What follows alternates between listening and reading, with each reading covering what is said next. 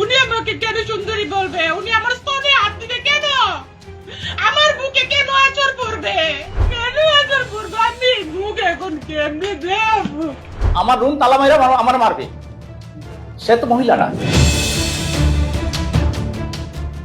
সরকারি অফিস যেখানে মানুষ কাজ করতে যায় সম্মান আর নিরাপত্তার আশায়, কিন্তু সেই অফিসের ভেতরেই যদি একজন নারী কর্মী অভিযোগ করেন হোটেলে যেতে বলা হতো, না গেলে বদলির ভয় দেখানো হতো। অফিস করতে কর্মকর্তা যারা আমার বুকে কেন আঁচড় পড়বে? কেন আঁচড় পড়বে? আমি মুখ এখন কেমনে দেব? আমি মুখ এখন কেমনে দেব গো? আবার একই সঙ্গে সেই নারী কর্মীর বিরুদ্ধেও উঠেছে টেন্ডারবাজির অভিযোগ। ফলে পুরো ঘটনাটি এখন নতুন মোড় নিয়েছে। এটা কি সত্যি কর্মক্ষেত্রে হয়রানির ঘটনা, নাকি টেন্ডার ও অফিসিয়াল স্বার্থের দ্বন্দ্ব থেকেই তৈরি হয়েছে এই বিস্ফোরক পরিস্থিতি? এখন সেই প্রশ্নেই উত্তাল কুমিল্লা স্বাস্থ্য প্রকৌশল অধিদপ্তর। আমি টেন্ডার কমিটির সাথে সম্পৃক্ত নই, অতএব টেন্ডার বিষয়ও এবং কাজ কে পাবে না পাবে সেটা আমার কি।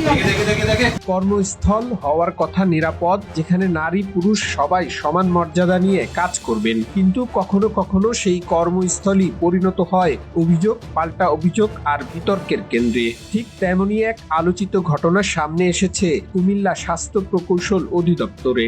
একই দপ্তরের উচ্চমান সহকারী মোসাম্মদ তাজমিনা আক্তার অভিযোগ তুলেছেন নির্বাহী প্রকৌশলী আবুল খায়েরের বিরুদ্ধে। তার দাবি, অফিসের ভেতরেই তার সঙ্গে অসদাচরণ করা হয়েছে এবং দীর্ঘদিন ধরে তাকে মানসিক চাপে রাখা হয়েছিল।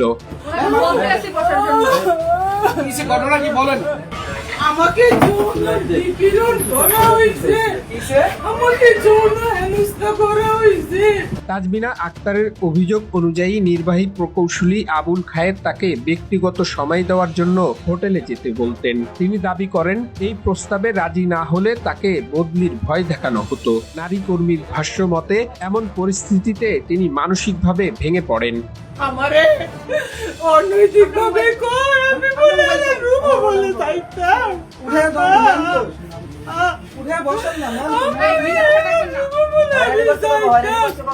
আমারে 21 তারিখ থেকে আগের থেকে আবার আলে প্রস্তাব দে, এবার রুমো বলে যাইতাম, এক্সচেঞ্জারে রুমো বলে যাইতাম, বেড়ারে বলে খুশি করতাম। তাজমিনা আক্তার আরও অভিযোগ করেন, অফিসের কাজের অজুহাতে ছুটির দিনেও তাকে অফিসে ডাকা হতো।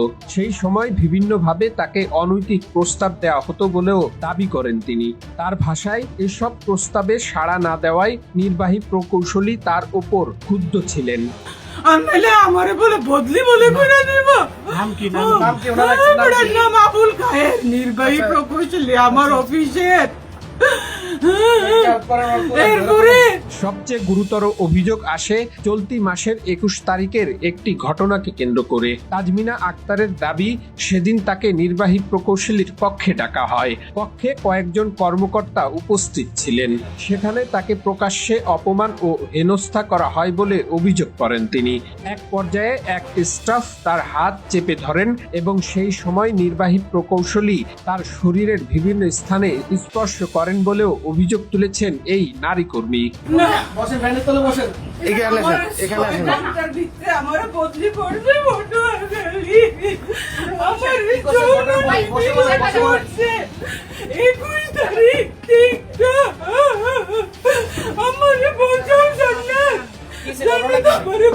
আমি বসতে পারতেছি।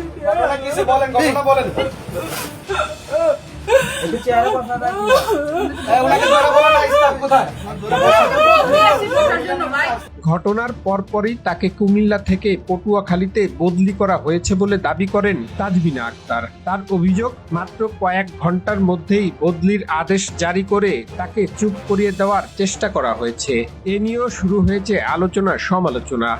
আমি যখন উপরে খাইতে যাইতাম, উপরে আমি খাইতে যাই, এখানে রান্নার ব্যবস্থা আছে, এখানে উপরে পুরা আবাসিক সবাই থাকে, এখানে 3 থেকে 4 জন কর্মকর্তা থাকে, অফিসিয়াল নিয়ম থাকার কোনো ব্যবধান নাই। আমি এগুলা বলি স্যারকে, স্যার আপনি কিন্তু অনৈতিক কাজ করতেছেন, আপনি কিন্তু উপরে থাকতে পারেন না স্যার, আমাকে কিন্তু কর্তৃপক্ষ শোকজ করে দিবে স্যার, আমার কিন্তু চাকরি চলে যাবে স্যার।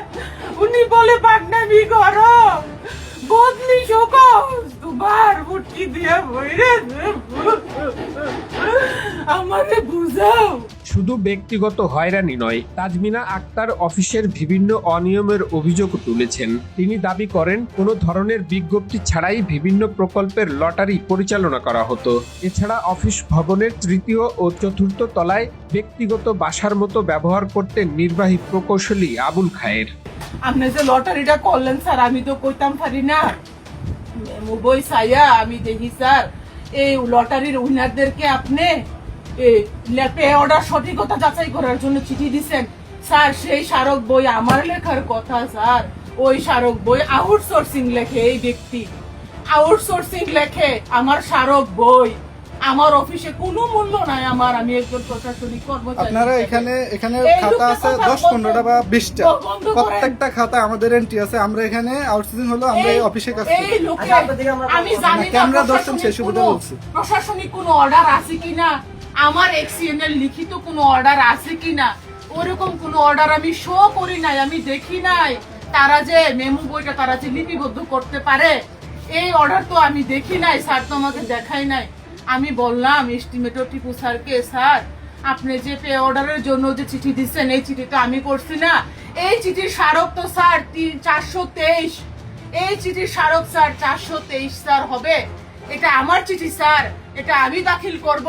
তখন টিপু স্যার আমাকে বলে নয়া ফোনে বাল উঠছে, অফিসারকে আসেন কাউন্টার করতে, চার্জ করতে। তবে ঘটনাটি এখানেই শেষ নয়। এদিকে তাজমিনা আক্তারের বিরুদ্ধেও উঠেছে টেন্ডারবাজির অভিযোগ। সাংবাদিকদের এক প্রশ্নের জবাবে তিনি বিষয়টি সরাসরি পরিষ্কার না করে সুকৌশলে এড়িয়ে যান বলে দাবি উঠেছে। ফলে অনেকের ধারণা টেন্ডার সংক্রান্ত স্বার্থের দ্বন্দ্ব থেকেই দুই পক্ষের মধ্যে বিরোধের সৃষ্টি হয়ে থাকতে পারে।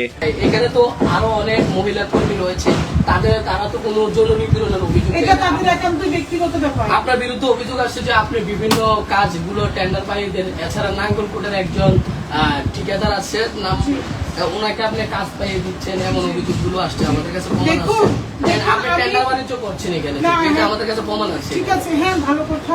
দেখুন এই বিষয়ে আপনি কি বলবেন? দেখুন আমি টেন্ডার, আমাকে উত্তর দিতে দেন। আমি টেন্ডার কমিটির সাথে সম্পৃক্ত নই, অতএব টেন্ডার বিষয়ও এবং কাজ কে পাবে না পাবে সেটা আমার কি। তবে সব অভিযোগ সম্পূর্ণ অস্বীকার করেছেন নির্বাহী প্রকৌশলী আবুল খায়ের। তিনি সাংবাদিকদের বলেন অভিযোগগুলো মিথ্যে এবং উদ্দেশ্য প্রণোদিত। বরং তার দাবি ওই নারী কর্মী তাকে তার কক্ষে আটকে রেখেছিলেন। ফলে ঘটনাটি এখন দুই পক্ষের পাল্টাপাল্টি অভিযোগে আরো জটিল আকার ধারণ করেছে। অল মিথ্যা, সাক্ষী ছিল এখানে, সব মিথ্যা। 6 জন অফিসার ছিল, আপনি সব থেকে আপনি নেন, কি হয়েছে না সব মিথ্যা, সবার কাছে নিয়ে নেন। আমার কাছে, আমার এখানে 6 জন ছিল। হ্যাঁ সবার কাছে নেন। আমি স্যারকে জানাইছি, ওখান থেকে যা হওয়ার হয়েছে। আমার ভিতরে আমি তো অভিযোগ তো জানাবো, আমার উপরে যখন সমস্যা করবে অফিসে কি করবো, আমার রুম লক করে দিচ্ছে, এই লক করছে, আমার রুম তালা মারে দিচ্ছে, বাইরে থেকে তালা মেরে দিচ্ছে আমাকে, আরো লোক ডাকায় আনছে। সে বাইরেতে লোক ডাকায় আইনা আমার রুম তালা মেরে আমার মারবে, সে তো মহিলা না। অফিসের সাধারণ কর্মচারীদের অনেকেই বলেছেন পুরো ঘটনার নিরপেক্ষ তদন্ত হওয়া প্রয়োজন, কারণ প্রকৃত সত্য বের না হলে কে দোষী আর কে নির্দোষ তা বোঝা কঠিন। একটি অভিযোগ আর একটি পাল্টা অভিযোগ, আর এর মাঝখানে দাঁড়িয়ে এখন প্রশ্নবিদ্ধ পুরো একটি কর্ম পরিবেশ। যদি কোনো নারী সত্যি কর্মক্ষেত্রে হয়রানির শিকার হন তাহলে তার ন্যায় বিচার নিশ্চিত হওয়া জরুরি। আবার অভিযোগ যদি ব্যক্তিগত দ্বন্দ্ব, টেন্ডার স্বার্থ বা অন্য কোনো কারণে হয়ে থাকে তাহলে সত্য উদ্ঘাটন হওয়াও প্রয়োজন। কারণ মিথ্যা অভিযোগ যেমন একজন মানুষের সম্মান নষ্ট করতে পারে, তেমনি প্রকৃত অপরাধ চাপা পড়ে গেলে হারিয়ে যায় ভুক্তভোগীর ন্যায় বিচার। তাই আবেগ নয়, প্রয়োজন নিরপেক্ষ তদন্ত, স্বচ্ছতা এবং আইনের সঠিক প্রয়োগ, যাতে প্রকৃত দোষী যেই হোক সে আইনের আওতায় আসে। বাস্তবের মুখোশ উন্মোচন, এটাই আজকের অবক্ষয়ের গল্প। এমন বাস্তব অবক্ষয়ের গল্প জানতে চ্যানেলটি সাবস্ক্রাইব করুন, ভিডিওটি শেয়ার করুন এবং পুরো ভিডিওটি পর্যালোচনা করে আপনার মূল্যবান মতামত তুলে ধরুন কমেন্ট বক্সে। মেয়েকে নিতে চাইছে, সেই জায়গায় মাকে নিয়ে ফোন করছে।